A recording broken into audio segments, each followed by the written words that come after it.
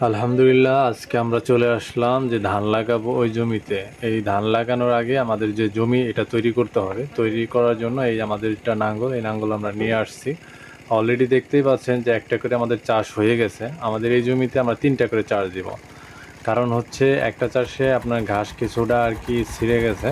দ্বিতীয় চাষে মোটামুটি কাদা কাদা হবে। তৃতীয় চাষে আমাদের একবারে পাইট হয়ে যাবে। আমাদের এলাকায় পাইট বলে। আমরা ৩টা চাষ দেওয়ার পরে মই দিব।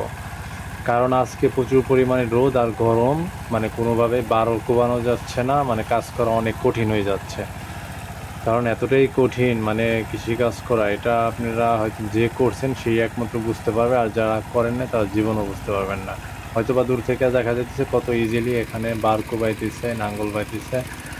এখানে আসলে অনেক পরিশ্রম, কারণ এই ভিজা মাটি কোবায় সরাইতে অনেকটা পরিশ্রম হয়, মানে কথায় হাঁপায় যাবে। কৃষিকাজ আসলে হিউজ পরিমাণ পরিশ্রম করতে হয়, কিন্তু সেই পরিমাণে আর কি টাকা পাওয়া যায় না। হয়তো বা এখানে অনেক এই ইউটিউবে সাফল্য দেখায়, এখানে এত টাকা, আপনি এটা করলে এত লাভ অত লাভ, কিন্তু আমরা অনেক দিন যাবত এটা করে আসতেছি। হ্যাঁ, একটা ফসল থেকে দেখা গেলো ভালো একটা পরিমাণ প্রফিট আসে, আর অন্য একটা ফসলে দেখা গেলো করতে গেলে ওটা প্রফিট পাওয়া যায় না। কিসের জন্য পাওয়া যায় না? দাম কম থাকে, ওটার দাম বেশি পাওয়া যায় না বলে ওই একটা লাভ হলে আরেকটায় চলে যায় আর কি। এই একটা বিষয় হচ্ছে, এই জন্য তারপর করতেই হবে, খেতেই হবে যেহেতু, আর প্রচুর পরিমাণে পরিশ্রম, এটা তো করাই লাগবে।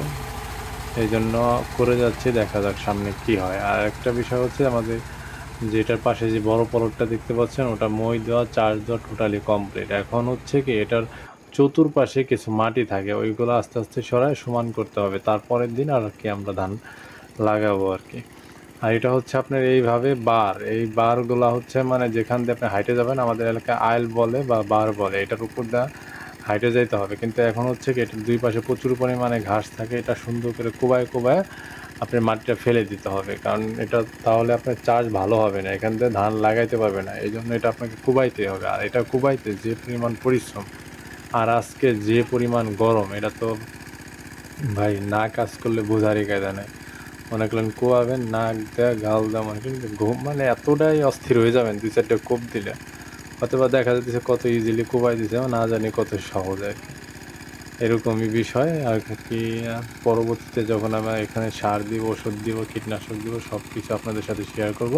আর এবার হচ্ছে আমরা এই জমিতে কী পরিমাণ ধান লাগাইতেছি আর কী খরচ হচ্ছে, কী পরিমাণ পাবো, সব কিছুই আপনাদের সাথে শেয়ার করব।